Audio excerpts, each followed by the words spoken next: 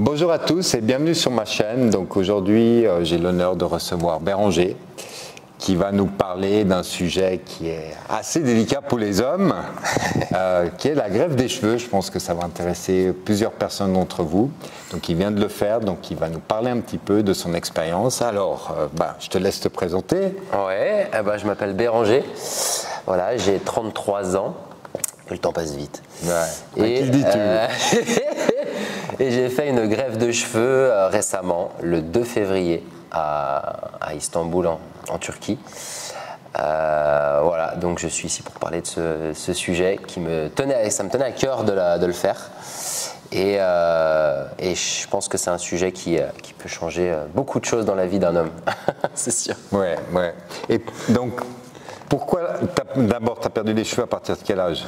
Alors moi, je les ai perdus lentement et progressivement, je dirais à partir de l'âge de 28-29 ans.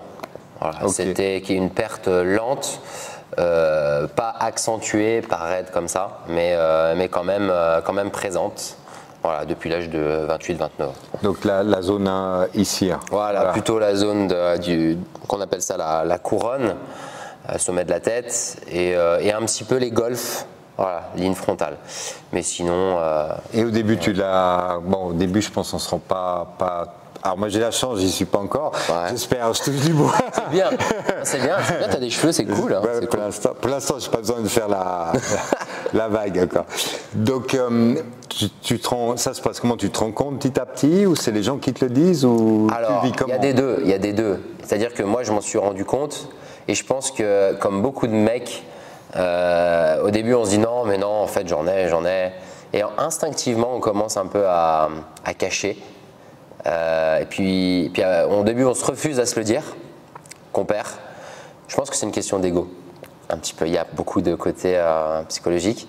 Et après, la perte, elle continue. Je pense qu'il y a des moments, il y a des phases par rapport à ce qui se passe dans la vie. Il y a les phases, il y a le stress qui joue beaucoup, il y a les hormones qui jouent beaucoup, il y a ce qu'on mange aussi. Et après, il y a 2-3 petites vannes d'amis qui viennent aussi à la muscu quand j'avais la tête peut-être un petit peu plus en bas sur des mouvements. Du coup, putain, dis donc, tu vois, dis donc, là ici. Et en fait, c'est des petites choses qu'il faut réfléchir. Ça attaque au début quand on prend une petite remarque comme ça, surtout s'il y a du monde à côté. Puis après, on se remet en question, mais on se dit bon, c'est vrai en fait, ouais, je l'ai la perte de cheveux. Puis on regarde un peu plus précisément dans la glace, dans le miroir.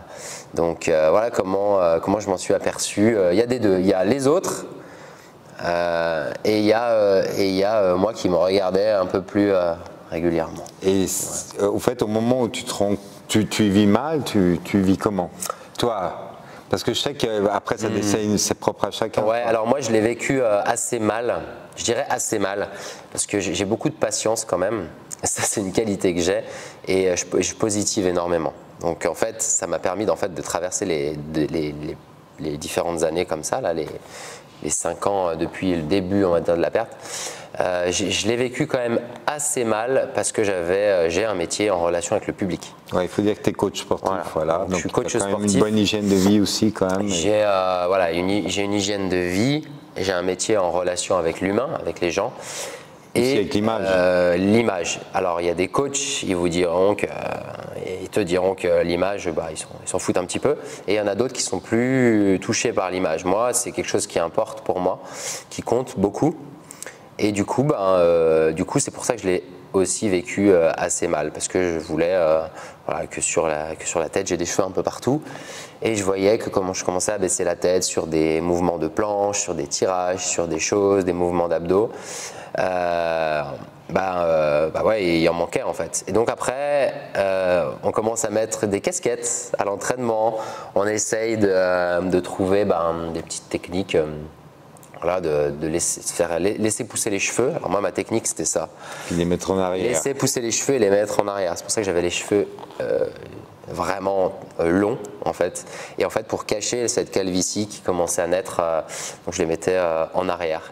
Puis ça tient un temps, parce que moi, c'est vrai que j'en avais quand même pas mal. C'était juste plutôt sur l'arrière.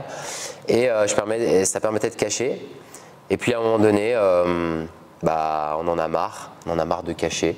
Et puis, il faut voir les opportunités qui s'offrent à nous, mais je choisis de passer le cap. D'accord.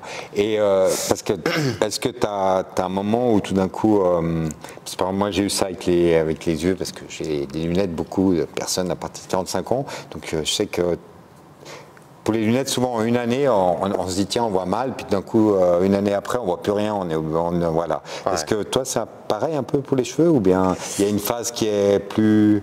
Tu veux dire dans quel sens? C'est-à-dire que tout d'un coup, tu te rends compte qu'il te manque un peu de cheveux, puis tout d'un coup, tu as l'impression que ça tombe, quoi. Ouais. C'est de pire en pire, toi. Ouais. Qu'il y a une phase ascendante assez rapide ou... Oui, il y a cette phase-là. Je l'ai eu, je pense aux 4-5 années, en fait, du début de la perte à maintenant.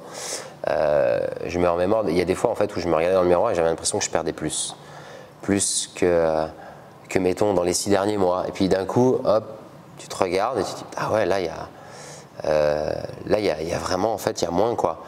Et puis après, c'était un petit peu les golfs. Donc après, t'acceptes, en fait, il faut accepter. Oui. Ça, c'est le truc clé, en fait. Tant que t'acceptes pas, tu vas angoisser, tu vas te refuser à cette idée que je perds. Et puis en fait, ça pourra que accélérer la perte, parce que la perte de cheveux, c'est aussi du stress. C'est un bien-être global. Les cheveux, c'est énormément de choses, en fait. La pousse des cheveux, la santé du cheveu, en fait, c'est pas mal de choses. Et du coup, il faut accepter. Et assez vite, j'ai accepté. Et quelquefois, les phases un peu d'angoisse revenaient, mais c'était une fois ou deux dans l'année, donc ça allait. Puis ça durait pas longtemps, ça durait quelques jours et puis ça partait. Et tu as essayé tout ce qui est shampoing, produits miracles? Alors j'ai pas tout essayé parce que je sais que voilà, on peut nous vendre aussi du rêve. Hein. On vend beaucoup de rêves, la je pense. société vend beaucoup de rêves, ouais. Et en pharmacie, je me suis dirigé tout de suite en pharmacie, c'était le premier réflexe. J'ai discuté avec des gens qui perdaient beaucoup leurs cheveux. Je voyais, t'as fait des choses toi t'as acheté des produits. Et en pharmacie, j'avais essayé le minoxidil, qui est un produit qui accélère la pousse des cheveux, qui ralentit la chute. Voilà, qui est fait pour ralentir, hein, et ça va pas te générer des nouveaux cheveux, en fait, le minoxidil. Ça peut que ralentir la chute et stimuler un petit peu le bulbe. Donc j'avais essayé ça.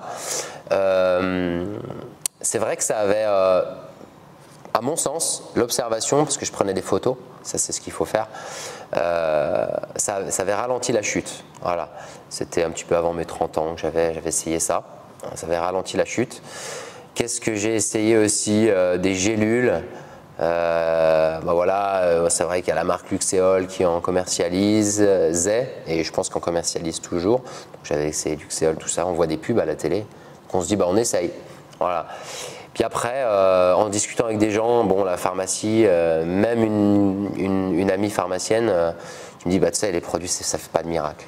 Et j'ai retenu cette phrase et j'ai arrêté d'acheter un petit peu en pharmacie et j'ai mieux mangé. J'ai encore mieux mangé. Voilà. Je dormais mieux, le sommeil aussi ça jouait. Et puis shampoing par contre, dès le début de ma perte, donc dès l'âge de 28-29 ans, je suis passé sur un shampoing médical tout de suite. J'ai arrêté les shampoings en grande distribution qu'on peut trouver. Il y en a des biens, hein, j'imagine, hein, mais des mieux que d'autres. De là à dire qu'ils sont bien, il y a quand même une échelle. Ouais. Et je suis passé tout de suite en pharmacie avec le shampoing, il y a Chlorane, voilà, j'avais acheté ça. Alors certes, il coûte plus cher, mais au moins produit naturel. Voilà, c'était des shampoings anti-chute. Il y a aussi pour cheveux fins, pour cheveux gras, mais c'est un shampoing médical en pharmacie avec des produits naturels. Non, parce que c'est important, il y a quand même beaucoup de produits chimiques qui rentrent à travers les pores de la peau, dans le cuir chevelu, et puis ça nous intoxique beaucoup. Les shampoings, les savons et tout ça, c'est... Énormément, ouais, et donc du coup, je me suis dit, à partir de maintenant, dès le début, dès que je m'en suis rendu compte, je me suis dit, voilà, tu vas tout de suite en pharmacie, tu achètes un shampoing qui est fait pour ton type de cheveux à toi, et au moins, tu vas prendre soin de tes cheveux maintenant. Parce que c'est vrai que plus jeune, adolescence, jeunesse, tout ça... du gel, pas de cire, hein, mais vraiment du gel, du Viveldop là, qui agresse le cheveu, tu vois. La marque elle est connue, hein, mais ça agresse quand même pas mal le cheveu. Et après, on est beau gosse. Bah, tu vois, c'est ça, c'est le gel, tu vois, et tu te dis, bon bah voilà, je pars en soirée, t'as 17, 18, 19 ans, 20 ans, et puis bah tu pars et tu charges les cheveux, ça y est aussi pour quelque chose, hein, parce que ben, le cheveu il a une durée de vie, hein, et puis après, il faut bien le traiter pour qu'il vieillisse bien. Et franchement, si c'était à refaire, le premier truc que je ferais pas, c'est de mettre du gel comme j'avais mis à outrance quand j'étais plus jeune. Petit conseil. Ouais, c'est voilà. ça peut aussi. Ça peut sauver. Mais ouais. Donc après, tu as décidé donc de passer un cap, faire la chirurgie. Donc au début, tu as regardé. Donc toi, tu habites à Annecy, tu es français. Ouais, exact. Donc tu as regardé sur France, pas sur Suisse, je pense. Voilà, sur France, un petit peu. Alors je savais, hein, en fait, je savais déjà les prix. Je connaissais déjà les tarifs, donc déjà la zone géographique était déjà un peu choisie. Donc tu as décidé d'aller en Turquie. J'ai décidé d'aller en Turquie à Istanbul. Et est-ce que ça t'a fait, est-ce que tu as hésité parce que tu t'es dit, alors on va parler un peu de la différence de prix aussi, pour, voilà, pour ceux qui s'intéressent, mais est-ce que tu t'es dit, je vais en Turquie, le problème qu'il y a, c'est que ici, s'il y a quoi que ce soit, les gens ils sont ici. Quand je vais en Turquie, voilà, je vais dans un pays que je connais pas. Je sais pas si tu as déjà été en Turquie. Jamais. Voilà. Jamais. Il y a le problème de, il parlait français à la clinique. Traductrice française. Traductrice française, donc tu as la langue, tu as plein de choses. Et puis c'est vrai que c'est quand même un pas de se dire, je vais aller quand même ailleurs pour faire un soin quand même qui est quand même assez lourd. Qui est assez lourd, quoi. C'est quand même une intervention. Donc voilà, je sais pas. Ouais, donc moi j'ai choisi là-bas. J'ai choisi là-bas parce qu'en fait déjà, quand tu penses à, tu te dis greffe de cheveux pour moi. Ok, j'en ai besoin. J'en ai besoin parce que je perds là, voilà, ça dépend des hommes. Après tu te dis où la greffe de cheveux. En France c'est tel budget. Donc en gros, France, tu es à entre 6 et 8 000 euros. D'accord. On va dire en fonction. Tout compris, hein. Tout compris. Voilà, avec le suivi, tout ça, les produits qu'ils te donnent après. En Suisse, c'est une opération qui coûte entre 10 et 12 000 francs. Ouais, ok. C'est beaucoup. Alors pour moi, tout ça, que ce soit en France ou en Suisse, c'était trop cher pour moi. Je ne mettais pas ce budget-là dans ma tête, même pour mes cheveux. La Turquie, tout compris, avec l'hôtel dedans. Donc l'hôtel, avec deux accompagnants que tu peux emmener avec toi. Transfert hôtel-aéroport, parce qu'il faut payer des chauffeurs pour venir te chercher, de l'aéroport à l'hôtel, de l'hôtel à la clinique. Et ensuite ramener, voilà, l'opération. Donc voilà, le suivi post-opératoire. Tout ça.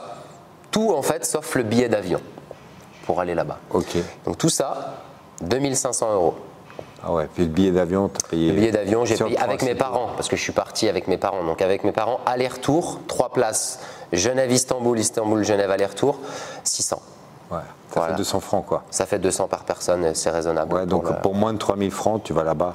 Voilà, exactement. Et tu es resté combien de temps 3 jours sur place. 3 jours sur place. 3 jours sur place. En fait, ils ont l'habitude là-bas, c'est des forfaits en fait. C'est assez expéditif parce qu'on arrive, on vient te chercher, tu dors une nuit. Moi, je suis arrivé le soir. Je suis arrivé le 1er février au soir. Ouais. On est venu nous chercher à l'aéroport, on nous emmène à l'hôtel. Qui est un bon hôtel. Un super hôtel, 5 étoiles. Vraiment à Istanbul. Et s'il y en a qui peuvent douter du 5 étoiles à Istanbul, parce que c'est en Turquie, c'est super bien. Il y avait un hôtel avec des murs en marbre, il y avait un spa dans l'hôtel, un super restaurant, hyper bonne organisation, très très accueillant, très pro. Les chambres, les lits, tout ça, le confort optimal. Parce qu'on a besoin de confort aussi post-greffe. Bien sûr. Voilà. Donc on dort à l'hôtel, premier soir. Le lendemain, on vient nous chercher, on nous amène à la clinique, qui était à une demi-heure à peu près 20 minutes, une demi-heure de l'hôtel. Donc tout ça, ça se paye aussi, hein, le chauffeur. On arrive là-bas, et là, c'est déjà le jour de l'opération. Et donc le 2 février, à 14 h, j'ai été opéré ça a duré 6 heures. Ok, donc au fait, ça se passe, tu as une anesthésie locale. Locale, alors je crois qu'on peut choisir. Moi, j'avais choisi anesthésie locale. Ouais, il m'a laissé le choix. Ok. Ce qu'on a oublié de dire, c'est qu'avant de partir, il y avait des visios. Ok. Voilà, des visios. Donc moi, j'ai bien préparé mon cours. Avec anesthésiste et tout ça. Ouais, voilà. On voit le chef médecin là-bas, le médecin chef en fait de la clinique. En visio, ça dure 10-15 minutes la visio. Avant la visio, c'est photo, clac, clac, clac, clac, ça va très vite, c'est hyper simple. On envoie des photos, il y a un diagnostic, puis après, il te propose 1 heure de visio avant le voyage en Turquie. Et puis là, tu vois le médecin-chef de la clinique avec ton cas à toi, le plan chirurgical qui compte par rapport à ce qu'il voit en photo en fait, et qui sera évidemment adapté définitif une fois que toi tu seras sur place. Donc ça c'est avant de partir. Avant de partir. Ouais. Et moi j'ai eu, il faut savoir, 12 entretiens visio. Avant de partir. J'ai comparé 12 cliniques. Ok. Il faut comparer, franchement. Et ça c'est gratuit C'est gratuit. Okay. Le diagnostic est gratuit. À distance, c'est tout gratuit. Il faut absolument préparer le séjour, absolument. Et en fait, en ayant 12 avis différents, 12 choix. Et pourquoi tu as choisi Alors pourquoi ou... Estenov? Donc j'ai choisi Estenov. Pourquoi ouais, il faut le dire parce que si toi tu as été content d'expérience. Ouais, moi je recommande Estenov. Il y en a énormément des cliniques à Istanbul. Il y a des choses que tu as vues qui ne te donnaient pas envie du tout ou bien dans les 12? Oui, il faut éviter tout ce qui est technique au robot. Très mauvaise réputation. Il y en a de toute façon plus trop qui le pratiquent encore là-bas des cliniques, mais c'est un robot en fait qui tourne au-dessus de la tête et qui implante de manière aléatoire le greffon. Ah ok. Voilà. Ça, on m'avait dit, Béranger, déjà on m'avait dit, parce que je me suis aussi renseigné auprès de personnes qui avaient fait une greffe en Turquie. C'était difficile à trouver, mais j'en ai trouvé. On m'avait dit, évite ça. Voilà, donc déjà je savais ça. Ensuite, on m'avait dit, évite les cliniques qui descendent trop bas en termes de prix. Ouais. Voilà. Évite aussi les cliniques qui montent trop haut. On m'avait donné une fourchette de prix. On m'avait donné entre 2000 à 3200, 3300 euros. Au-dessus, on te vend du rêve avec des produits miracles derrière. Donc on te paye, tu vas payer en fait ça. Et avant, ça ne sera pas du bon travail. D'accord, ouais. Donc déjà, j'avais une fourchette. Ça, et j'avais en fait une technique à éliminer, qui n'était pas le robot qui tourne. Ensuite, on regarde sur Internet. Moi, j'ai fait mes recherches sur Internet perso, à côté des entretiens visio que j'avais avec les 12 cliniques. Et je regarde les techniques. Donc les techniques, il y a des termes qui parleront à des gens qui veulent peut-être le faire. Il y a FUE. Et l'autre nom, c'était quoi? Il y a FUE et... Oh, je sais plus, mais on la trouve sur Internet. Il y a 2 techniques. Il y en a une qui est très moderne, qui n'est pas FUE, et FUE, elle doit être, c'est l'avant-dernière, quoi, sur le marché turc là-bas. Et puis même sur le marché français, on retrouve les mêmes noms. C'est de l'extraction en fait à la main en fait. Enfin, c'est avec une aiguille et non pas un robot. Donc bulbe après bulbe. Donc ça c'est où il t'enlève parce que ouais. Donc faut. Il y a aussi ça. On va expliquer un peu. On rentre dans le détail. Ouais. Donc avant de rentrer dans le détail, on va laisser le suspense. Ouais. Donc tu arrives le matin. Ouais. Juste pour le cheminement de l'opération. Donc tu arrives le matin. À quelle heure? J'arrive le matin. Je suis arrivé quoi à 10h à la clinique. T'es à jeun?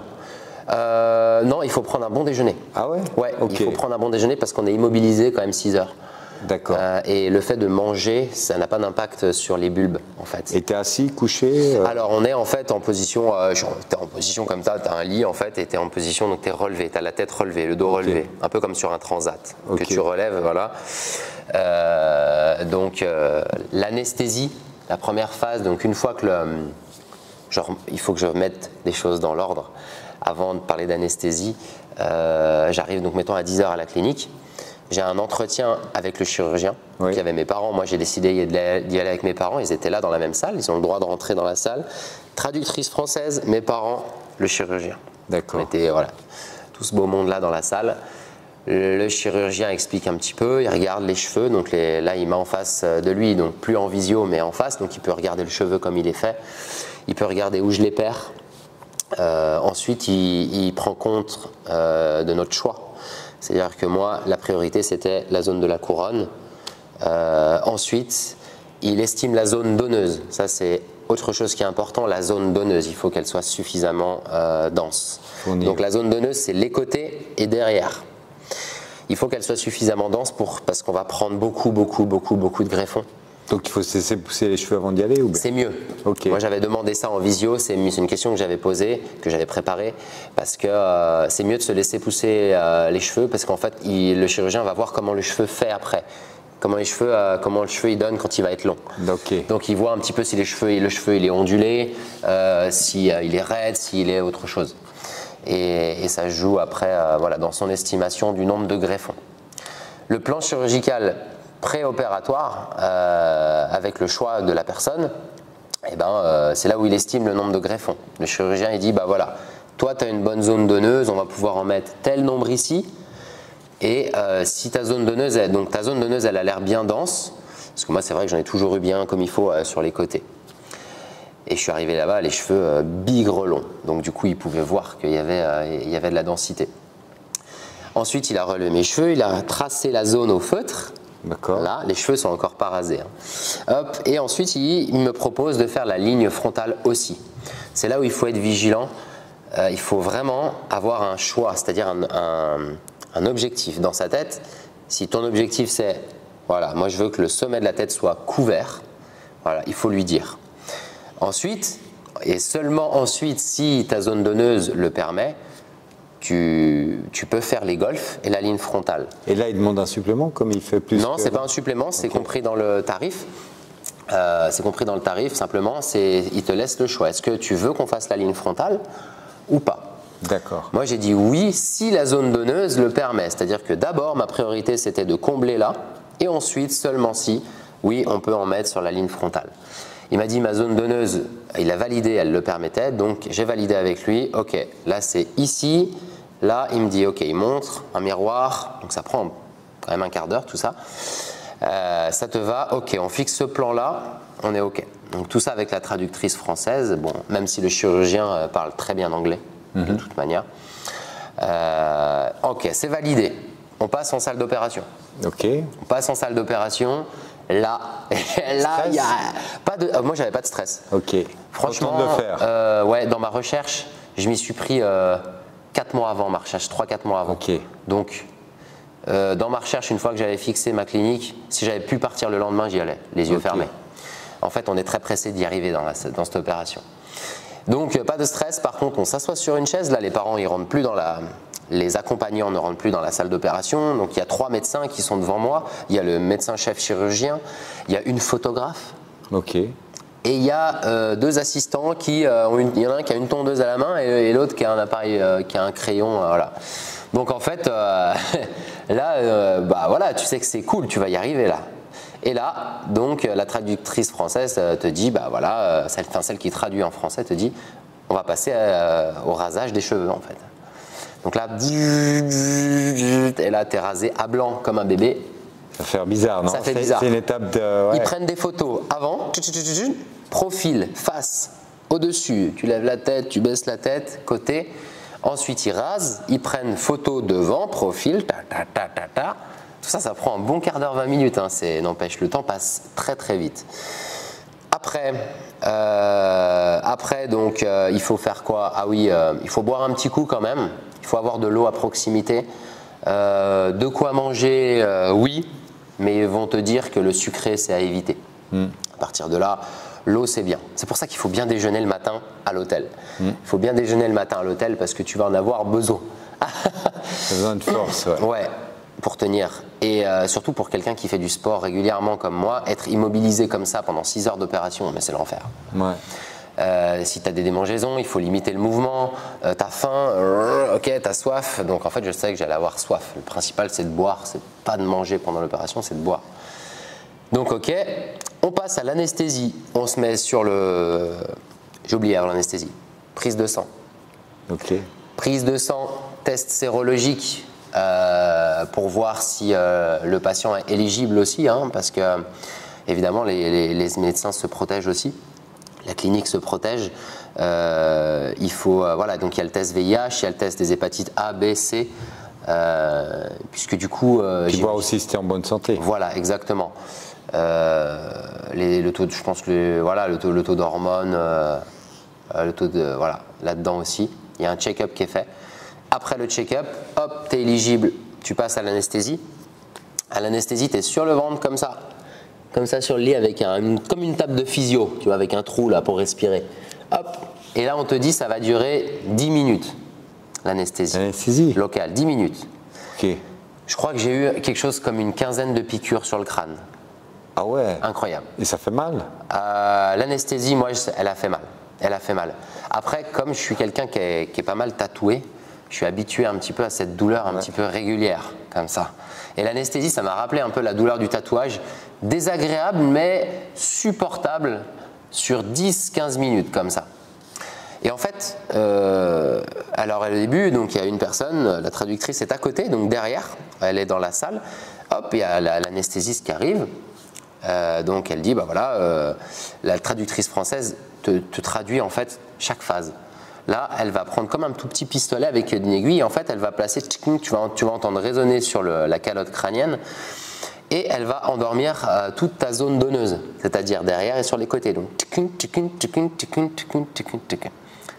en a 14 ou 15. Ça fait pas mal. Ensuite, deuxième phase de l'anesthésie, là c'est une piqûre, je vois que c'est pas un pistolet, c'est pas un truc mécanique, c'est plus un truc manuel en fait. C'est une piqûre.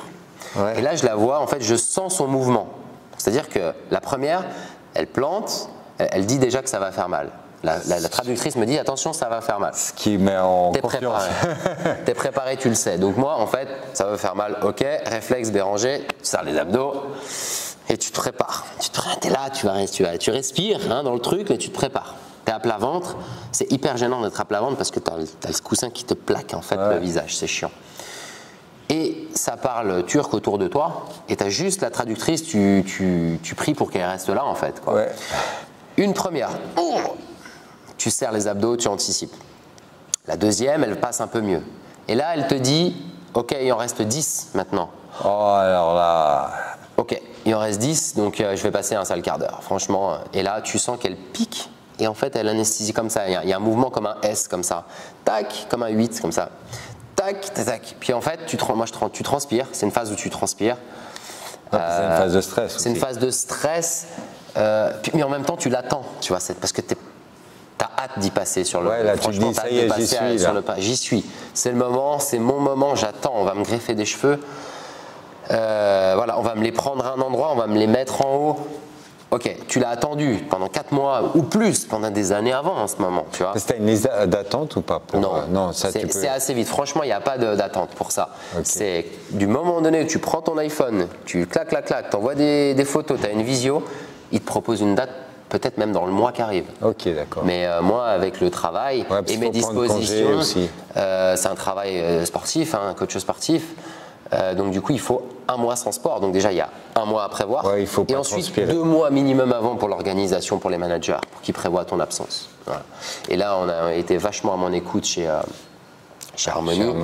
Voilà, et hyper bien reçu, hyper à l'écoute. Et on m'a dit, ok, tu peux y aller, tu nous préviens largement à l'avance. Il faut le faire l'hiver. Il faut le faire l'hiver parce que c'est là où il y a… Tu transpires pas aussi. Oui, tu transpires moins, il y a moins d'exposition aux UV. Le soleil est moins, même s'il y a du soleil l'hiver, des jours, voilà, il tape moins et on le verra par la suite, ça va être important pour le suivi. Et tu restes plus facilement à la maison aussi. Tu restes plus facilement à la maison, voilà. Je pense que le port de la casquette, c'est pas bien. Pas tout de suite en tout cas. Voilà, donc si c'est l'été, c'est un petit peu difficile, quoi. C'est ça, et puis non, mais même l'été, ils savent très bien que les gens sont tentés d'aller dehors, d'aller se baigner trop vite, d'aller dans les lacs, d'aller dans les piscines, d'aller à la baignade, et ça c'est très mauvais post-greffe. Donc si on revient à l'opération, l'anesthésie assez douloureuse, franchement, voilà, faut se préparer. Faut se préparer à l'anesthésie. Par contre, ça dure très peu de temps. Et l'opération ensuite, il y a 2 phases. Il y a une phase d'extraction, bulbe après bulbe.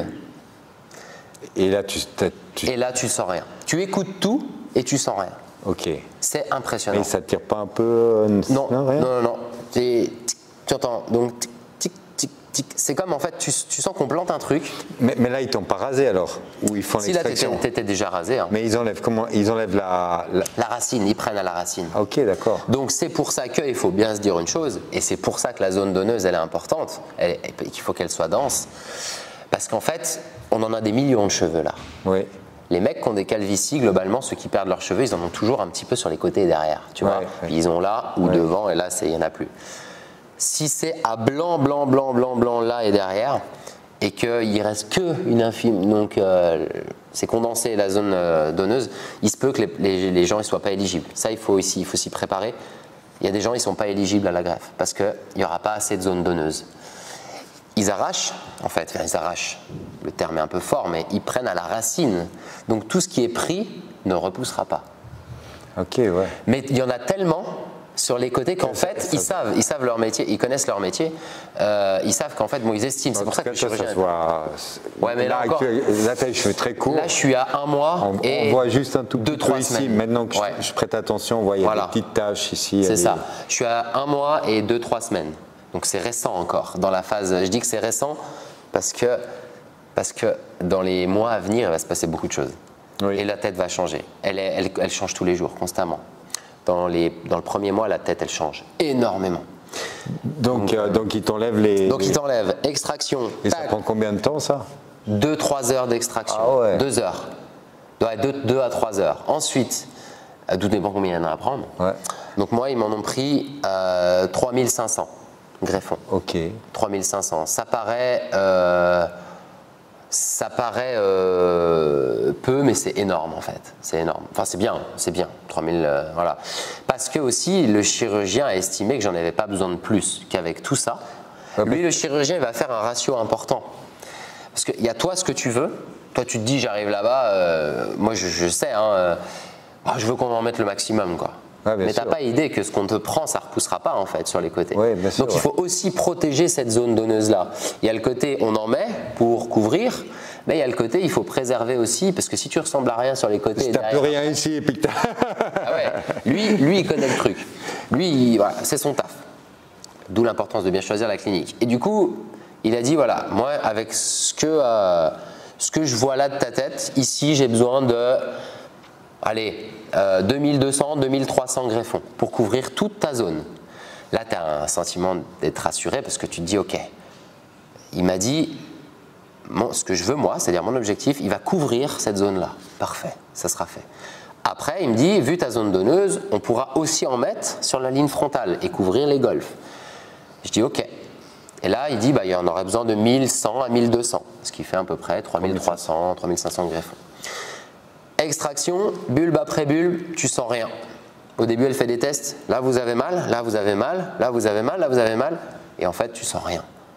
Tu écoutes tout, tu écoutes le truc qui va dans ton crâne et tu sens rien. Et ils sont 3 médecins à tourner autour de ta tête et à comme ça.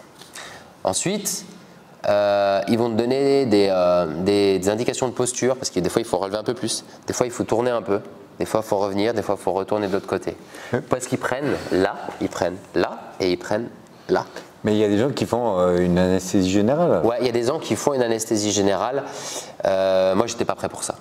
J'ai jamais eu d'anesthésie, je ne sais pas comment je vais réagir. C'est lourd. Je ne sais pas comment moi je vais réagir. Ouais. J'étais un peu, par contre, s'il y a bien un truc pour lequel j'étais flippette, c'est l'anesthésie générale.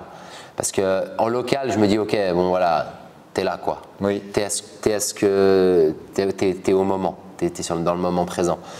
Anesthésie générale, tu pars. Ah oui, tu pars. Tu pars.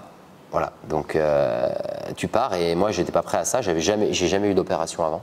Ça faut le dire aussi. Donc je suis jamais passé sur le brancard moi. Donc du coup local et ça suffisait très bien puisqu'on m'avait déjà dit tu verras de ceux qui en ont eu là-bas. La locale ça suffit. Voilà. Puis en même temps voilà. J'arrive bien à endurer la douleur, du fait des tatouages, tout ça. Le sport et tout. Ouais, aussi, ça va. Et puis, quand ça te tient à cœur, tu l'endures, la douleur. Ouais, c'est autre chose, tu migres là-haut. Il se passe un truc, en fait. Et du coup, anesthésie locale. Donc, 2-3 heures d'extraction. Ensuite, 3 heures d'implantation. Donc, tout ce qui a été extrait, je crois que c'est dans une cellule réfrigérée. Il y a un petit truc, ils les mettent dans un petit truc. Mais toi, tu es tellement dans les choux que tu ne penses pas à regarder en fait ce que c'est. Tu penses à boire, tu peux lever la main, voilà, tu leur dis voilà, en anglais ou à la traductrice, tu en profites quand elle fait des apparitions dans la pièce, parce que sur 6 heures, elle ne reste pas 6 heures à côté de toi, mais elle vient quand même 6, 7 fois, 8 fois repasser. On va dire toutes les 20 minutes, elle fait des apparitions, un truc comme ça. Pour te dire, voilà, là, ils font ça. Là, ils font ça. Là, il faut que tu te tournes comme ça. Là, il faut que tu tournes comme ça parce qu'ils vont prendre là. Donc, tu vois, c'est vraiment, vraiment suivi. Elle était vraiment top, la traductrice de Estenov. Hyper bien organisée. Et puis, c'est rassurant. Tu te sens en confiance. Ouais, tu te sens en confiance. C'est le côté rassurant parce qu'il faut quand même, il y a un gros truc psychologique là-dedans. Il faut que tu te sens rassuré. Et la traductrice, waouh, il faut qu'elle soit là, quoi. Ouais, et puis que tu fasses confiance au staff, quoi, comme toute opération. C'est ça, c'est une histoire de confiance. De toute façon, tu leur donnes ta tête, ils savent ce qu'ils font, mais derrière, il faut être précis dans ce que tu veux aussi, et puis il faut qu'elle soit là, elle, pour te dire ce qu'ils font sur ta tête, en fait. Parce que eux, ils sont comme tout le monde ici. Nous, au travail, on est sérieux, mais on rigole aussi. On a des phases aussi où on rigole entre nous. Donc c'est des gens, ils vont faire, ils vont prendre, ils vont piquer, mais ils discutent entre eux. C'est tellement long, donc ils vont se raconter des fois leur vie, je pense. Donc ils se font des blagues, ils rigolent. Et toi, tu comprends rien parce que c'est du turc. Et du coup, bah, tu te dis ok. Et puis à un moment donné, en fait, il se passe un truc dans ta tête. Est-ce que là, ils sont toujours en train de se dire des choses, de se faire des blagues, ou est-ce qu'ils me parlent sérieusement? Et en fait, tu notes un truc, c'est que quand ils te parlent sérieusement, il y a un blanc toujours avant. Puis après, ils te disent, ok, là, on va lui demander ça. Puis ils s'approchent de ton oreille et ils disent, can you turn on the right, can you turn on the left? Et là, tu te dis, ok, donc là, c'est pour moi. Tu parles plus à ton collègue. Là. Et puis en fait, c'est long au début. Les 2-3 premières heures, franchement, tu comptes les minutes. Tu penses à autre chose parce qu'il faut faire passer le temps. Ouais. Il faut faire passer le temps. Faut pas trop penser à ce que tu vas manger parce que ça gargouille. Et tu penses à tes parents, qu'est-ce qu'ils font donc autour, là, pendant toi que tu te fais opérer. Tu penses au football, à la muscu, à plein de trucs en fait qui gravitent autour de toi, de ta vie. Et après, donc 3 heures d'implantation. Donc implantation, d'abord dans la zone de la couronne, greffon après greffon. Ensuite, quand la zone de la couronne est terminée, ça te prend à peu près peut-être 2 heures, c'est la majeure partie du temps. Bah, la ligne frontale, pareil, hein, les incisions elles étaient faites, donc elles sont prêtes à accueillir les greffons. Maintenant, implantation ligne frontale, tac. En tout cas, ce qui est génial, c'est que en fait, moi, je savais pas que tu as fait la ligne frontale et ça se voit pas. Bah ouais, alors ça, ça se voit pas, c'est vrai que beaucoup me le disent, mais quand toi tu sais, oui, ça se voit. Toi tu regardes le détail. Moi je regarde ma tête, je la prends en photo tous les jours en ce moment, et depuis 1 mois et demi. Donc du coup, je vois que la densité n'est pas pareille là que là. C'est pas pareil là que là, et là que là. Donc en fait, c'est du détail, et puis quand ça compte pour toi, tu le vois le détail. Tu le vois et c'est important. Et il faut en même temps être précis parce que après c'est ta tête, c'est les cheveux, c'est la vie quoi. Ouais, puis ça te change ta vie. Ça te change ta vie. Et du coup, implantation terminée. Donc là c'est fini. Là c'est fini. On se redresse tranquillement, ils sont à côté de toi. Tout va bien, monsieur, vous pouvez avoir des vertiges. Donc faites attention. Moi j'ai poussé dans mes mains, je me suis mis debout et là je les ai regardés. J'ai respiré tranquille, j'ai bu beaucoup d'eau et tout allait bien quoi. Tu sens un petit peu comme ça autour de toi, voir si tu tiens debout. Je les ai remerciés énormément. Là, tu quittes l'équipe de médecins. Médecin-chef et les 3 médecins qui étaient avec toi dans la pièce, y compris l'anesthésiste. On sort avec la traductrice. Tes parents, ils sont là puisqu'ils savent que c'est à peu près, tu leur as dit dans ces eaux-là, que l'opération se terminait. Ils t'accueillent et puis en fait, tu es content de retrouver tes parents. Et là, c'est le temps de manger. Ok. Parce que 6 heures sans manger, quoi. Donc, waouh, 6 heures sans manger. On mange, hyper équilibré le repas. Donc, c'est un plateau repas dans une pièce à côté. J'ai mangé avec mes parents qui étaient à côté de moi.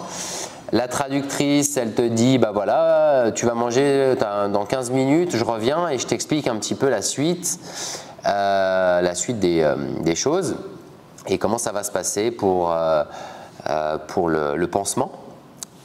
Pour le pansement et pour le retour à l'hôtel et pour le lendemain, quand tu reviens, enlever le pansement. à la clinique. Donc là, c'est à peu près. Tu as commencé à 14h l'opération. Commencé, ouais, à 14h. 14h, et puis, ouais, voilà, c'est ça, à peu près. Ok. C'est à peu près ça, ouais. Et là, donc, retour à. Donc là, ils me font le pansement. Une fois que j'ai fini de manger, ils me font le pansement. Donc, c'est vraiment, en fait, c'est pour protéger la zone donneuse et les côtés. Tu as un gros pansement qui est dans cette zone-là. Tu n'as rien au-dessus. Tu laisses à l'air libre. Par contre, la zone donneuse est protégée par un pansement, mais vraiment barricadée, quoi. Et là, ça tape un peu? Tu as quelque chose? Non, moi, je sens qu'en fait, j'ai le crâne qui est gonflé, mais j'ai aucune douleur. D'accord. Rien.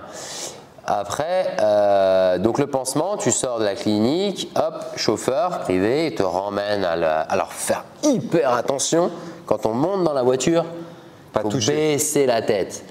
À ce moment-là, quand les greffons viennent d'être implantés sur ta tête, le moindre choc, ça peut te bousiller la greffe.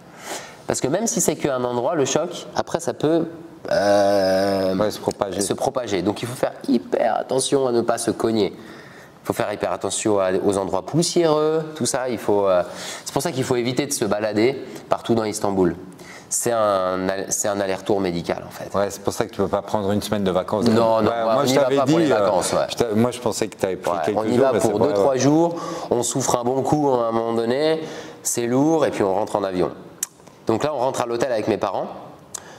Le chauffeur nous amène, super repas le soir. J'ai remangé encore parce que j'avais très faim et je suis quelqu'un qui mange beaucoup. Donc voilà.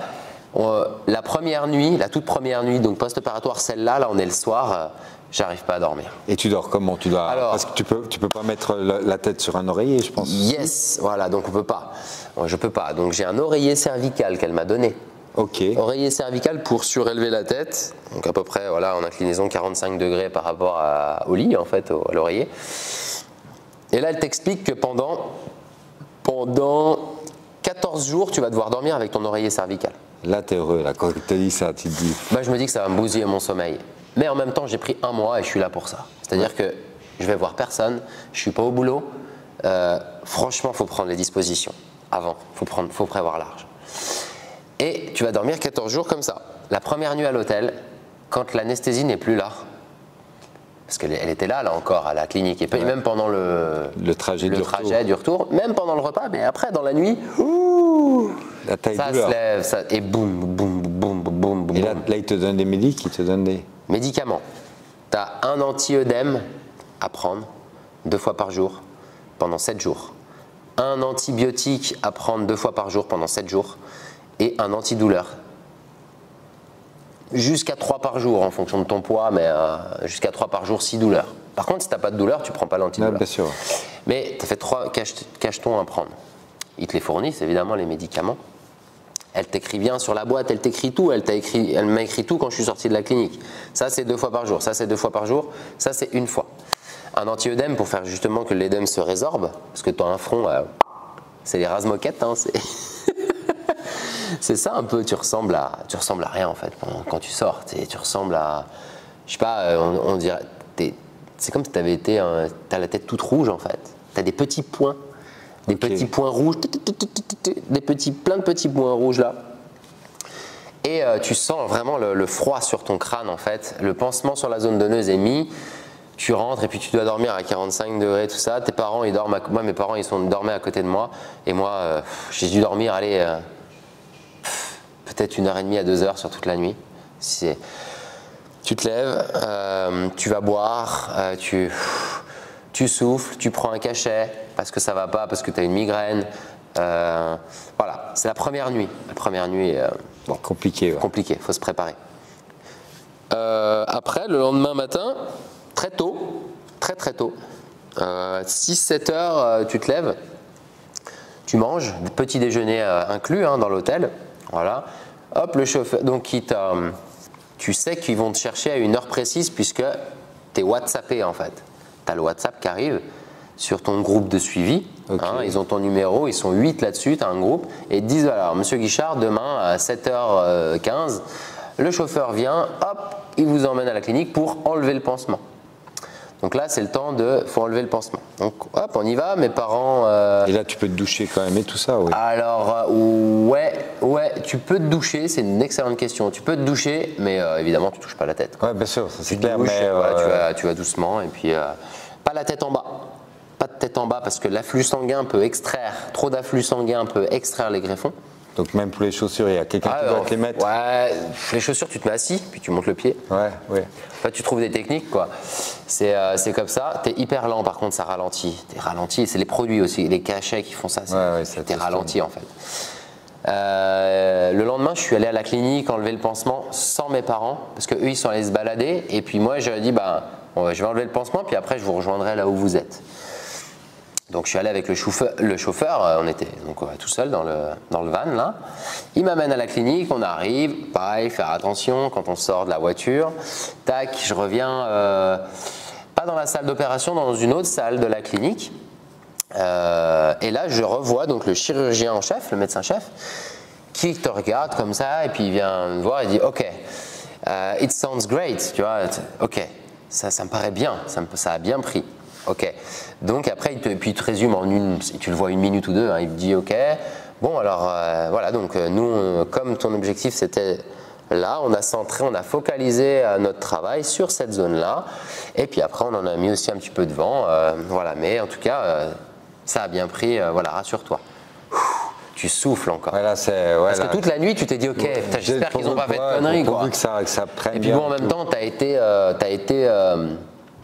as été précis dans ce que tu voulais, tu es sûr de toi, mais tu veux qu'ils soient sûrs d'eux en fait. Et en fait, que ce que tu voulais de toi, ça a été compris par eux en fait. Ouais, puis tu as peur aussi que ça prenne pas comme il faut quoi. Ouais, alors ça c'est encore autre chose après, mais le fait que ça prendra pas comme il faut ou bien, c'est ce que tu vas. C'est toi comment tu vas te comporter post-grève dans le mois d'après.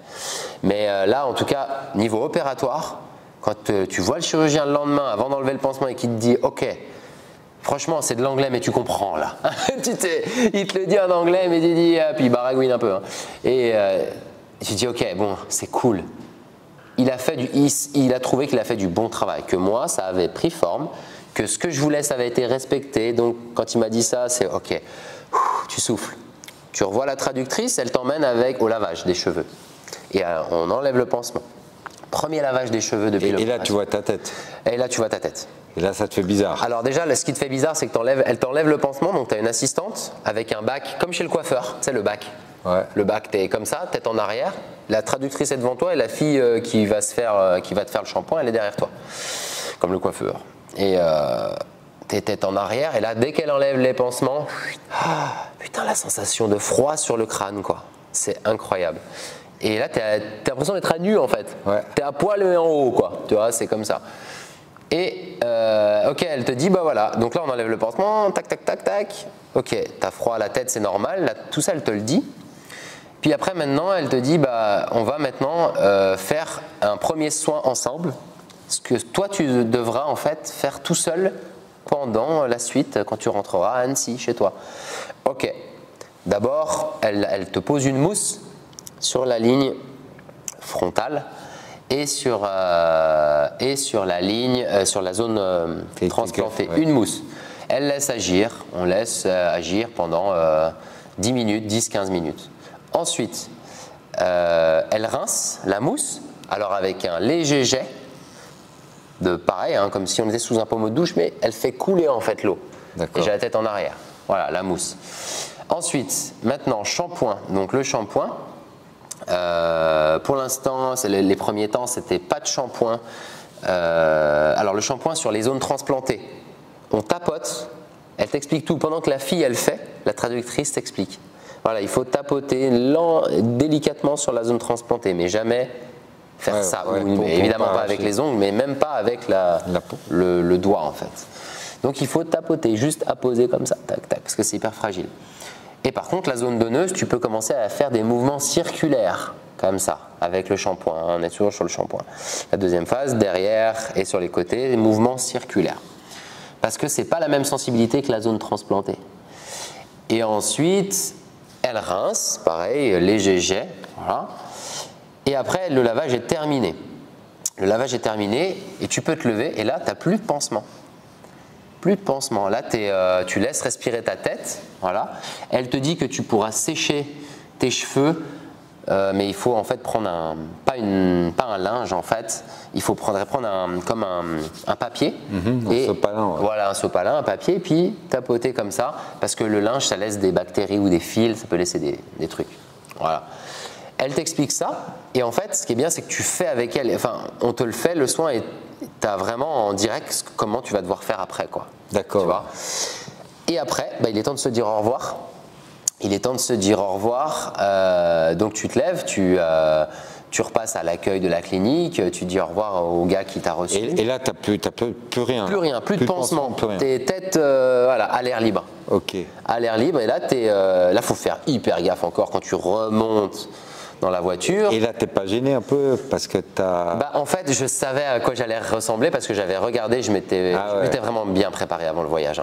Ça doit faire j'avais bizarre, anticipé le truc à 2000%. Je pense que tu as une tête un peu. Tu as une tête qui est rouge, très rouge sur les côtés, très rouge sur les zones transplantées, et tu as une zone qui n'a pas été touchée parce que finalement, la zone qui n'a pas été touchée, c'est tout là où j'avais des cheveux. Et puis ils n'ont pas pris les greffes. Et ils n'ont pas pris. Donc du coup, tu as une tête qui est vraiment, tu as un dessin sur ta tête. Et on te regarde un peu bizarre dans la rue, on te regarde un peu bizarre. Si tu choisis d'aller te promener, donc moi j'ai rejoint mes parents pour boire un petit peu d'eau en ville ou un jus de fruits, mais pas boire n'importe quoi parce que tu n'as pas le droit au café, qui est vasodilatateur, tout ce qui est visio. qui peut manifester l'afflux sanguin. Pas d'alcool, pas d'exposition UV, pas de tête en bas, pas d'endroit poussiéreux. Elle te donne une feuille avec des cases A4 recto verso à respecter et c'est vachement bien fait. Tu as du premier jour à 1 an après des phases où ils cochent des cases et ce qui va se passer, voilà, cette phase-là c'est là, cette phase-là c'est là, cette phase-là c'est là. Et c'est hyper bien fait. Et heureusement que tu as cette feuille parce qu'en fait c'est ton seul lien, à part après les contacts visio que j'aurai avec la clinique, c'est mon seul lien que j'ai. Et puis, tu te rassures avec cette feuille aussi. Parce qu'après, tu as un bon suivi quand même. Un bon suivi. Donc, le suivi, là, voilà, j'étais encore. Voilà. Parce que donc, après, tu retournes à Annecy. Ouais, donc là, j'étais fini. Je suis resté. Donc, là, c'était quoi? C'était la journée où on m'a le pansement. Le soir, on a encore dormi à l'hôtel. Et le lendemain, on est allé à l'aéroport, on nous a emmenés. On est rentré à Genève. Donc, je suis rentré à Genève, puis après à Annecy. Dans l'avion, chose importante, ça peut taper un peu dans le crâne, parce qu'en fait c'est l'altitude, je crois. Et l'altitude, il se passe des choses, même quand on n'a pas d'opération dans l'avion, des fois il y en a, ils supportent mal à la tête. On peut avoir une migraine, donc l'avion c'est aussi une petite étape à passer. On rentre à Genève. Et dans l'avion, tu vois des autres qui sont comme toi ou bien? Alors il y en avait. Parce qu'il y a la légende où. Énormément de gens, c'est même pas une légende, énormément d'Européens qui vont là-bas, parce que la Turquie n'est pas encore dans l'Europe, enfin n'est pas dans l'Europe. Et en fait, d'Européens qui vont là-bas pour faire l'opération. Donc il y a plein de gens avec des pansements en fait. Partout dans l'aéroport, partout. Mais là, t'as pas de pansement, toi. Et en fait, il y a des gens qui ont des pansements dans l'aéroport en fait. Ah ok. Et du coup, moi donc j'ai pas de pansement, j'ai l'oreiller cervical en fait. Et là, à partir de là, du coup, on prend l'avion, on rentre, et puis à partir de là, j'ai donc une feuille avec un suivi à faire, avec une procédure. Chaque jour, tu vas devoir laver tes cheveux comme ça. Comme ils ont fait à l'hôpital. Comme ils ont fait à l'hôpital, voilà. Donc j'ai été opéré dans un hôpital public là-bas. Et ça, tu vas faire pendant combien de temps? Et ça, alors tous les jours, tu dois te laver les cheveux pendant 14 jours, je crois, pendant 2 semaines. Je crois que c'est ça, tous les jours pendant 2 semaines, selon le protocole. Ensuite, au bout du 7e jour, tu as un premier suivi avec des photos. Tac, tac, tac, tac, ils te disent ok, tout semble avoir été bon, maintenant vous pouvez arrêter les médicaments. Tu sens que ton crâne il dégonfle aussi, progressivement. Et tu as les cheveux qui repoussent là, donc là c'est la première. Alors tes cheveux qui n'ont pas été touchés, ceux-là, ils poussent ultra vite. Par contre, les zones transplantées, c'est des cheveux de bébé, donc ça pousse très lentement. Et ça, tu le sais. Tu sais à quelle sauce tu vas te manger en fait derrière, parce que tu sais que les premiers vrais résultats des cheveux transplantés, c'est 3 mois. Donc là, actuellement, c'est... Je ne suis pas encore dans le résultat, dans le premier. Ok. Ça sera au mois de mai. Mais tu vois un mieux déjà? Tu vois quelque chose? Oui, alors, avec les photos que tu prends, faut éviter les selfies parce que tu vois pas de la qualité. Donc, là, tu n'as pas coupé tes cheveux, excuse-moi. Non, j'ai rien coupé. Là, depuis l'opération... Là, c'est à 1 mois, 3 semaines de pouce à peu près. Ok. Donc, tu vois la différence entre zone non transplantée, zone transplantée, Ouais. zone donneuse aussi, tu vois la diff, ouais. parce que ça a été pris. Donc, en fait, ta tête, il faut bien se dire que pendant 3 mois, on va dire, ta tête, elle est inégale dans la pousse, tu vois. Ouais. Ça, il faut se le dire. Sinon, tu peux vite paniquer. Tu peux vite paniquer et les gens, ils sont là pour te rassurer. La clinique, Estenov, les professionnels, la traductrice, ils ont été là pour, ok, j'ai une photo, j'ai une question, je leur pose. T'as quoi que ce soit, ils sont à l'écoute. WhatsApp, ça fonctionne, tu leur envoies, ils te répondent. Nickel, moi, ils répondaient dans les 2 heures, c'était génial. Parce qu'on a des questions, en fait. Je pense que les mecs comme moi qui ont fait ça, tu peux paniquer dans le sens où ta zone donneuse, bah, tu peux penser que tu as des trous, alors qu'en fait, non, c'est normal que ça pousse différemment. Après, ta zone transplantée, elle pousse lentement par rapport à ta zone qui n'a pas été touchée. Donc ça, il faut se le dire et il faut leur demander. Et quand tu as la réponse de « c'est normal, tout est bien en forme, vous faites ça, vous avez fait ça, ok ». Ouais, puis toi, tu as toujours l'angoisse, tu sais que c'est long, mais tu sais pas… Tu sais pas, on te dit… Mais est-ce que c'est bien? Voilà, on te dit c'est long, mais incroyable. C'est ça. Sur ta tête, tu dis est-ce que c'est trop long? Tu vois ce que je veux dire? Est-ce que c'est bien surtout? Est-ce que ça a pris sur moi? Donc toi, ça a très bien pris. Ça a très bien pris. Là, donc, je suis à 1 mois, 2-3 semaines. On vous mettra, il y aura des photos là. Ouais. Moi, je prends ma tête depuis le jour J de l'opération, depuis le lendemain de l'opération, je prends ma tête en photo, clac, clac, clac. Ils peuvent zoomer et tu vois progressivement des petits pics, en fait, des petits greffons qui commencent à apparaître. Et moi, donc, il m'en manquait là, d'accord? J'en avais quand même un peu. Donc, tu vois, là, je vois aujourd'hui la différence entre ceux que j'avais, bah, ils poussent, parce que là, je sens les cheveux que j'avais, ils sont de la même longueur que là, mais ils sont moins nombreux que là, ceux que j'avais.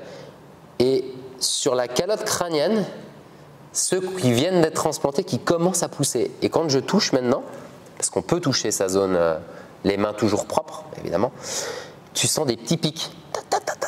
Et en fait, c'est partout où ils en ont mis. Et quand tu zoomes sur ton iPhone et que tu prends d'assez près donc ta photo, tu vois les cheveux que tu avais avant et les nouveaux qui… Ah ouais, et là tu te dis, putain, ça pousse quoi, ça démange. Donc là, voilà, ça démange. Et puis, donc après, tu peux pas transpirer pendant… Alors, pas de sport. Pendant 3 semaines minimum, ils disent. Moi, j'ai pris 1 mois pour être sûr. Ouais. Voilà. Pas d'exposition, c'est tout résumé dans une fiche. Hein. Pas d'exposition aux UV, pas de baignade, pas de sauna, pas de hammam, pas de tête en bas, pas de rapport sexuel pendant 14 jours. Pas de café, d'alcool. Pas de café, d'alcool pendant 14 jours et après on peut reprendre, voilà. Donc moi j'ai fait les choses bien, j'étais chez moi, assis. Position assise, c'est bien. Hein. Donc ils disent que c'est bien de privilégier la position assise, voilà. C'est idéal pour Netflix. Okay. Prendre un abonnement. Prenez un abonnement Netflix. Et faites ça en hiver. Qui fonctionne, hein, pas les comptes parasites. Hein. Et en fait, parce que du repos, tu vas en avoir, de la position assise, tu vas en avoir. La bouffe, il faut essayer de manger bien quand même. Parce que il faut éviter les sucreries pendant 14 jours aussi. Ils te disent, c'est bien de manger équilibré. Et toi, ça n'a pas été trop dur comme tu es sportif Non, ça n'a pas été dur. J'avais vraiment… En fait, ouais, c'est un objectif. Ouais, c'est un objectif. C'était comme un objectif. C'est le mec qui se dit je veux faire 10 secondes 12 au 100 mètres. Ben, moi, je veux que là, ça prenne bien, donc il faut que je sois clac, clac, clac. Tu vois, j'étais vraiment discipliné. Et je suis resté 1 mois chez moi, presque à rien faire. Au bout de 2 semaines, je peux aller marcher hein, dehors. Hein, faut pas non plus être parano. Mais j'évitais les gros jours de soleil. Ouais. Vraiment big sun, machin, non. J'allais me promener parce qu'il faut oxygéner le crâne aussi. Tu es autorisé à mettre une casquette, je crois, au bout de 15 ou 20 jours, je crois. Moi, ils m'ont dit, mais t'es pas obligé. Si tu veux pas la mettre, tu la mets pas. Et en fait, c'est 3 fois mieux parce que tu laisses ton crâne à l'air libre. Tu le laisses respirer. Comme après mes soins, moi, je m'essuyais pas la tête avec du papier. Je laissais mon crâne à l'air libre respirer. Ouais.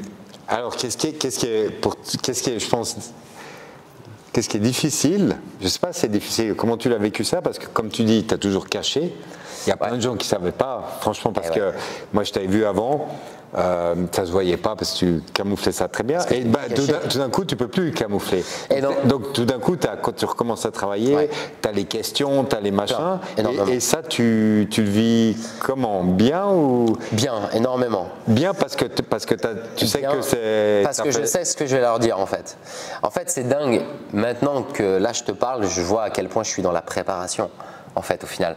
Et j'avais préparé donc un mois, déjà j'ai pris plus large que prévu. Et ensuite, je savais que quand j'allais revenir, j'allais pas faire des efforts à fond tout de suite, mais il faut reprendre progressivement, il faut remonter la pente progressivement. Donc j'allais recommencer des premiers efforts chez Harmonie, les cours collectifs, mais j'allais pas tout faire en effort, j'allais plus coacher que faire. J'allais mettre la muscu en parenthèse encore pendant 2 semaines. Donc tu vois le côté précautionneux. Ouais, ça c'est bien. Et le football que je faisais une fois par semaine, j'ai laissé, là j'ai toujours pas repris le foot, tu vois.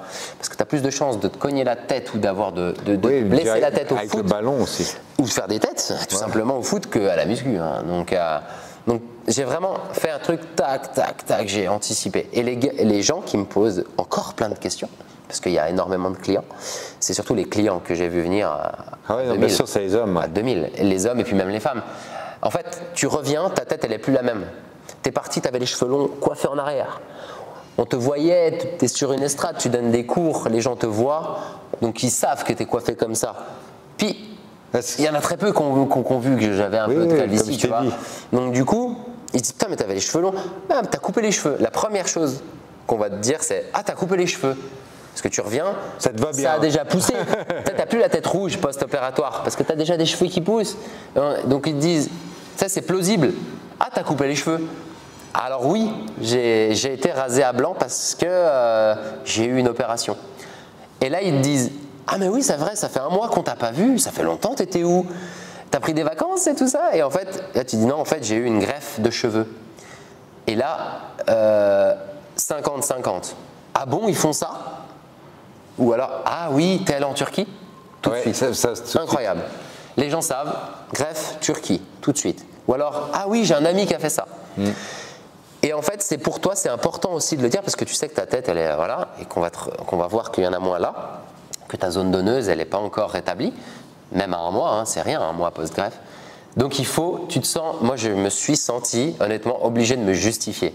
C'est-à-dire que ce que tu vois là, attention, c'est pas moi dans. C'est 1 mois de greffe, c'est pas le résultat définitif qu'on voit là. Et justement à ce propos, toi, ton image dans la glace quand tu te regardes le matin. C'est chiant en ce moment, je m'aime pas. Non. C'est difficile. C'est difficile. C'est une phase difficile. Je m'aime pas, mais je suis patient. Tu t'acceptes. Je m'accepte. Mais c'est difficile. Mais je m'aime pas, c'est difficile. Donc ça justement, comme tu as dit, tu t'es bien préparé. Mais après, il faut se préparer aussi à cette phase d'acceptation. Tout est dans l'acceptation. Mais je pense qu'au début, l'image de soi-même, ça doit. Et puis tu as l'impatience aussi. Je suis plus impatient, c'est ça. Bon, toi, tu m'as dit que tu étais quelqu'un qui était patient. Mais du coup, comme c'est ma qualité, je prends mon mal en patience et puis je me dis, ok, tu vois, tu ressembles à ça. Pour certaines personnes, ça va être difficile. Mais tu vois là, ça pousse. Tu vois là, ça pousse. En fait, le positif amène le positif. Oui. Et c'est là. C'est là. Et en fait, quand je vais dire aux gens, je le sais déjà, j'arrive, je prends mon service le matin. Pendant 3 mois, ça va être ça. Avant qu'il y ait les premiers résultats des 3 mois, pendant 3 mois, tu vas arriver, on va te poser la question « Ah mais, ah ouais, t'as coupé » ou alors… Et là, tu vas répéter. En fait, mon texte, je le connais par cœur, presque. Sans le vouloir. Tu as un texte, tu connais par cœur. Tu dis « Il va falloir que je m'explique. » Tac, tac. Et les gens, ils vont vouloir des réponses parce qu'ils s'intéressent. Parce qu'en fait, tu as un boulot, tu donnes du sport, tu fais progresser les gens, mais ils sont attachés quelque part un peu à toi. Bien sûr, ouais. Voilà, en fonction de ta personnalité. Et du coup, moi, je leur raconte ça. Puis en même temps, tu es dans un lieu de vie de passage. Les gens viennent à la salle, ils papillent, il y a du mouvement. Donc il faut faire des fois plus vite que d'autres. Ok, j'ai eu ma greffe, mais mes premiers résultats, c'est en mai. Donc là, pour l'instant, je suis en train de… Mais je pense que dans un sens, c'est aussi bénéfique d'en parler. De vider, tu vois. Parce que je pense que la personne qui peut-être a un travail plus dans un bureau comme ça, qui ne va pas forcément parler, ou il va parler à ses 3 collègues, et qui s'aime pas dans la glace, lui, peut-être que tu sombres plus, tu vois ce que je veux dire? Je suis d'accord. Je suis d'accord. Parce que comme justement l'objectif de toutes ces vidéos, c'est tous les gens qui ont ça, on se rend compte qu'il y a des gens qui ont de la peine à accepter ce qui leur arrive, mais au fait, le fait de parler, comme plein de choses dans la vie, qu'on sort un petit peu ce qu'on a, bah, ça nous fait du bien, quoi, plutôt de le garder pour soi-même. Ouais, c'est un relâchement. Et puis ça évite aussi le problème, parce que je pense que toi tu as eu ça. Moi je sais que moi avec la poche, et les gens qui ont la poche avec qui j'ai parlé, ils ont ça, tu as l'impression que même si quelqu'un il te regarde, simplement parce qu'il te regarde, toi tu as l'impression qu'il te regarde la tête. C'est ça. Tu vois, tu te fais un film alors que lui peut-être il a même pas remarqué. Oui, c'est ça. Le truc. D'ailleurs, je l'ai eu la remarque. Ah, mais j'avais même pas remarqué que la plupart, alors qu'il dit j'avais pas remarqué que tu en avais besoin, bah, c'est parce que je le cachais bien, c'était très bien caché. Et les autres, parce qu'en fait, bon, je suis assez grand, bon, je fais 1m81, 2, un truc comme ça. Donc les gens qui sont plus petits, ben, ils voient pas à l'arrière. Puis quand ils te voient de plein fouet comme ça, par contre, quand tu tournes la tête et que tu fais un truc ou que tu baisses la tête pour aller chercher un truc au sol, là, tu sais, tu te dis, ok, je vais me baisser, donc en fait, on va voir. Ouais. Puis, ça a changé d'avant, parce que là, je suis post-greffe, et tu sais qu'en fait, ils vont se poser des questions, mais toi, tu les as les réponses, parce que tu as vécu ta greffe. Donc, allez-y, posez-moi les questions, j'ai des réponses à vous apporter. Et je pense que ça te fait du bien de te dire, ça c'est pas ma tête. Tandis qu'avant l'opération, tu sais que le mec qui te parle, tu sais que, ben oui, malheureusement, c'est ma tête. Voilà. Et en fait, c'est le côté psychologique est ultra important. Et il y a ce qui se passe au travail, les gens à qui je vais sortir le même refrain tout le temps. Et ta vie privée? Tout le temps. Et ma vie privée à côté, où je prends des photos, où j'ai le suivi à la clinique, où j'ai en fait le réel, c'est-à-dire les vraies réponses que ceux qui n'ont pas fait la greffe n'ont pas. Mais moi, je les ai en fait, parce que je suis en train de le vivre. Et je connais le protocole par cœur. Je sais qu'à 3 mois, c'est ça. Je sais qu'à 6 mois, c'est ça. Donc 3 mois. 20, 30, 40% de la repousse du résultat final. 6 mois, 6, 7 mois, 50, 70% du résultat. Et 9 mois à 10, 11 mois, peut-être 1 an, ça dépend des gens, comment tu réagis, le résultat 100% du résultat définitif. Donc là, tu te dis, il va falloir être patient, mon gars.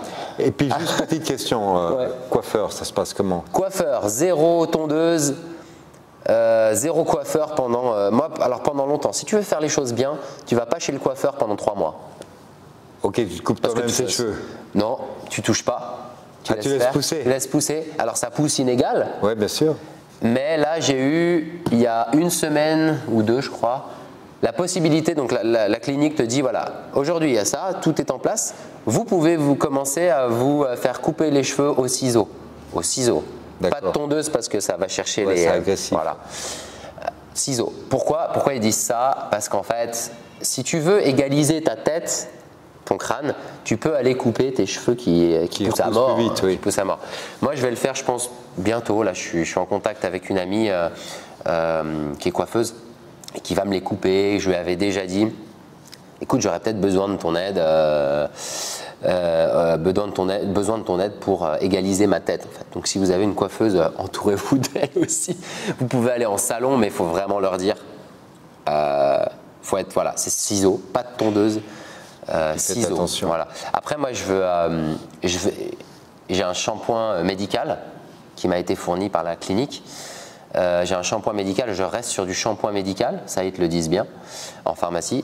Et en fait, je pense que chez le coiffeur, il y a ce truc-là de ce shampoing. Tu as un shampoing aléatoire en fait quand tu arrives, tu vois. Moi, je veux me laver mes cheveux, moi. C'est moi qui me lave mes cheveux parce qu'il y a une manière de se laver les cheveux. Sur ta zone transplantée, il faut masser. Toi, tu as la possibilité d'aller chez le coiffeur sans te laver les cheveux aussi. Aussi, mais la plupart du temps, ils vont te faire le shampoing. Alors en fait, moi je me fais mes shampoings et puis je connais une coiffeuse, donc c'est elle qui va égaliser. Et ça se fait à domicile, tu vois, ou chez elle, ou voilà. Et en fait, c'est tout du détail. Et puis, ton téléphone est vachement important parce que c'est ton lien avec la clinique. Donc du coup, quand tu vas leur envoyer des photos, donc les photos c'est à 5 jours, non, à 1 semaine, à 10 jours, à 15 jours, à 1 mois. Ça, c'est vachement suivi au début. Puis après, je pense que là, ça fait 2 semaines que je ne les ai pas eus. Peut-être, on verra, mais je pense qu'après, il y a à 2 mois et tous les mois un suivi. Donc c'est vachement bien. Après, si j'ai des questions avant, on va dire l'échéance, c'est WhatsApp. Et donc pour toutes les personnes qui souhaiteraient faire ça, ton conseil c'est faites le pas, allez-y. Si foncez, franchement foncez. Ma réponse c'est si tu es mal avec ça, si ça te gêne dans ton quotidien, bah faut le faire, faut avoir confiance. Bien choisir sa clinique. Mais si ça bloque pas, il y a des gens qui perdent leurs cheveux, qui ont la calvitie, soit ils rasent tout, voilà, ou alors ils laissent comme c'est, voilà. Mais ils sont OK avec ça. Ils sont OK, donc si c'est un mal-être, il faut le faire. Si c'est un mal-être, il faut le faire. Ouais. Et moi, c'était un mal-être que je gérais quand même bien, mais je le gérais, donc ça restait un mal-être. Et donc je me suis dit, je savais que j'allais y passer. Et donc ouais, donc franchement. Et dernière petite question. Ouais. Toi, tu l'as fait assez vite. Ouais. Est-ce que c'est bien de le faire assez vite ou c'est mieux d'attendre? Non, faut le faire dans un âge raisonné, je dirais. Enfin, il y a un moment où tu sens qu'il faut le faire, mais il faut y réfléchir. Tu vois, moi je l'ai fait 3-4 ans après le début de ma perte, mais j'ai 33 ans. Je suis en bonne santé, oui. J'ai un bon rythme de vie, je suis en bonne santé, j'ai un métier en relation avec du public, coach sportif. C'est important l'image pour moi, l'image du corps, le culte du corps, mais culte, ce mot est un peu fort, mais l'image est importante. Du coup, je l'ai fait. Parce que j'ai accepté, puis j'étais OK, je vais le faire en fait. Par contre, si tu n'as pas de blocage psychologique, tu n'as pas de mal-être, bah non en fait. Mais il faut vraiment avoir confiance en la technique utilisée. Allez-y, franchement, allez-y quoi. Ouais, puis ils en font tellement que c'est très Ils maîtrisé. font que ça. Il y a 200 cliniques à Istanbul, c'est incroyable. Hyper bien organisé. Je regrette pas du tout de l'avoir fait. Et le suivi est génial et c'est important. C'est le suivi. C'est pas tant l'opération. Ouais, ils vont faire leur job. C'est après. Il faut faire attention. Ouais. Il faut à toi respecter à la lettre et dans le processus, dans l'ordre, dans le timing, dans le processus, il faut respecter parce que c'est le suivi. Pour moi, le suivi post-opératoire qui dépend de toi, il est plus important que l'opération en elle-même.